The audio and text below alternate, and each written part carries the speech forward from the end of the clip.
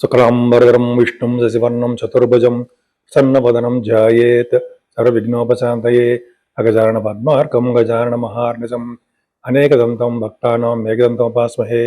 ఓం గం గణపతయే నమః. ఓం శ్రీ మాత్రే నమః. ఓం శ్రీ గురుభ్యోం నమః. మా ఆది ఆస్ట్రాలజీని చూస్తున్నటువంటి మీరందరికీ పేరు పేరున నా హృదయపూర్వక నమస్కారాలు.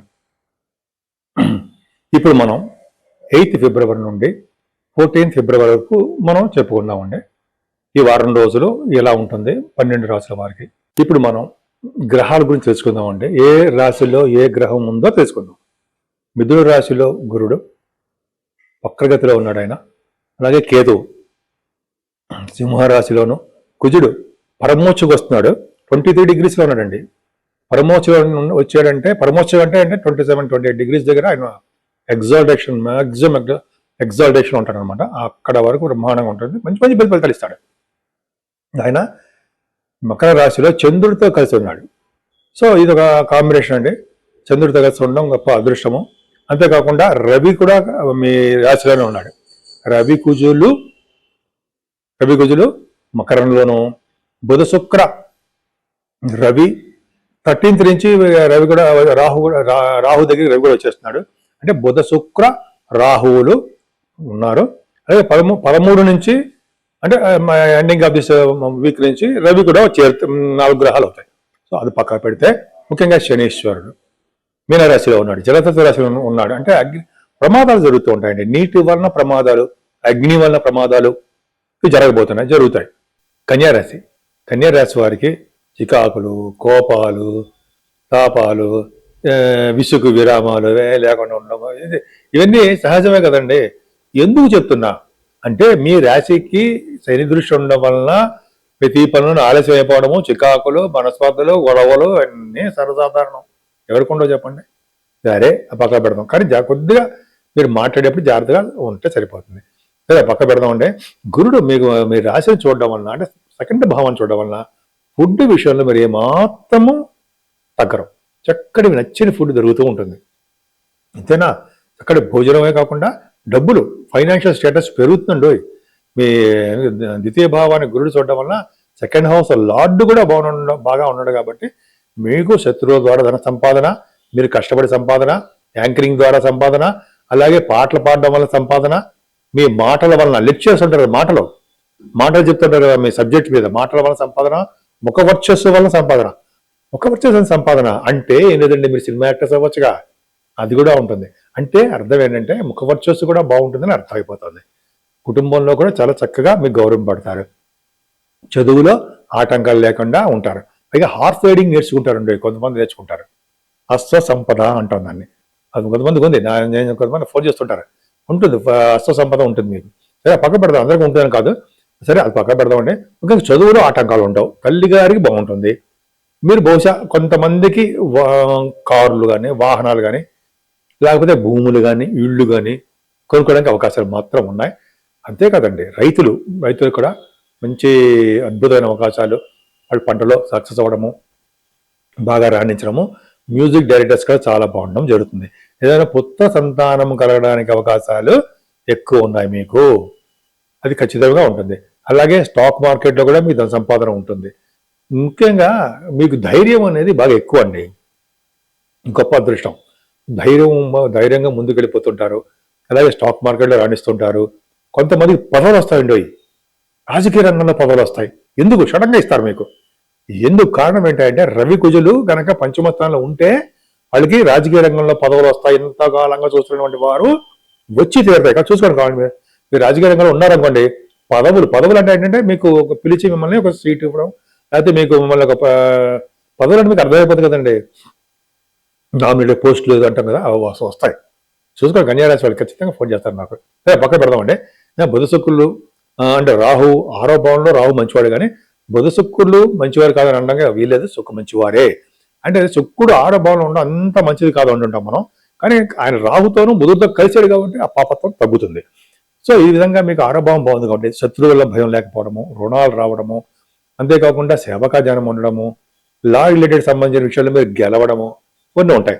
కానీ భార్యాభర్త విషయంలో మీరు కొద్దిగా చికాకులు, మనస్పర్ధలు, గొడవలు ఉంటాయి. అంతేకాకుండా దగ్గరకు వచ్చిన సంబంధాలు కూడా ఆగిపోతూ ఉంటాయి. అదో పెద్ద డ్రాబ్యాక్. కానీ అందరికీ జరగవంటే అర్థం ఏంటంటే అందరికీ ఆగమని అర్థం. మీ జాతక ప్రకారము పెళ్లి సంబంధాలు కుదరడానికి అవకాశం ఉంది. ఏదైనా మీ రాశి వాళ్ళకి భాగ్యస్థానం శని చూస్తున్నాడు కాబట్టి ఆటోమొబైల్ ఇండస్ట్రీస్ వాళ్ళకి, ఆయిల్ ఇండస్ట్రీస్ వాళ్ళకి, అలాగే కొంతమందికి సిమెంట్ పరిశ్రమ అంటాం సరే వాళ్ళకి, కోల్ రిలేటెడ్ ఇండస్ట్రీస్కి వాళ్ళకి లాసులు రావడానికి అవకాశం ఉంది. అంటే ప్రాఫిట్స్ తగ్గిపోవడానికి అవకాశం ఉంది. కొద్దిగా జాగ్రత్తగా చూసుకోవాలి. గొడవలు రావడము, మనస్పర్ధలు రావడం జరుగుతుంది. కానీ మీరు గవర్నమెంట్ సంబంధించిన ఉద్యోగాల్లో మీరు ఉంటారండి. ఆడవాళ్ళకి చెప్తున్నాను, మీరు కష్టపడండి. గురుడు దశమ స్థానంలో ఉన్నాడంటే వాళ్ళు గవర్నమెంట్ సంబంధించిన వృత్తిలో అంటే ఉద్యోగంలో ఉంటారని చెప్తాం. అదే గురుడు ఉండడం వల్ల ఒక దేవాలయానికి అధికారిగాను ఉండడము, టెంపుల్స్కి, అలాగే పెద్ద పెద్ద అఫీషియల్ పొజిషన్లో ఉండడము, వేదశాస్త్ర పండితులకి, వేదశాస్త్ర కోవిదులకి బ్యూటిఫుల్ అవకాశాలు ఉంటాయి. ఆగమ శాస్త్ర పండితులకి గుర్తింపు, గౌరవం దక్కుతుంది వాళ్ళకి. అలా చెప్పుకుంటూ వెళ్ళిపోతే చాలా ఉందండి. అంటే ప్రొఫెషనల్గా తెల్లర్ బాగుంటుంది. అంటే బ్యాంకింగ్ రంగంలో ఉన్న వారికి, విద్యా సంస్థలో ఉన్న వారికి, గవర్నమెంట్ సంబంధించిన ఉన్న ఉద్యోగస్తులకి, సాఫ్ట్వేర్ రంగ ఉద్యోగస్తులకి ధనం ఆదాయం పెరుగుతుంది. ఖచ్చితం.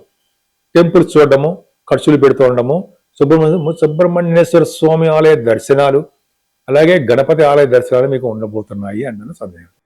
దానికంటే ముందర మీ జాతకాలు చూపించుకోవాలనుకుంటే మా ఆది ఆస్ట్రాలజీని మీరు ఫోన్ చేయొచ్చండి. ఆది ఆస్ట్రాలజీకి ఫోన్ చేయొచ్చు. లేకపోతే మీరు ఒకవేళ నేను బిజీగా ఉంటే మీరు కింద వాట్సాప్ నెంబర్ కనిపిస్తుంది, వాట్సాప్లో మీరు మీ మెసేజ్లు పెట్టచ్చు.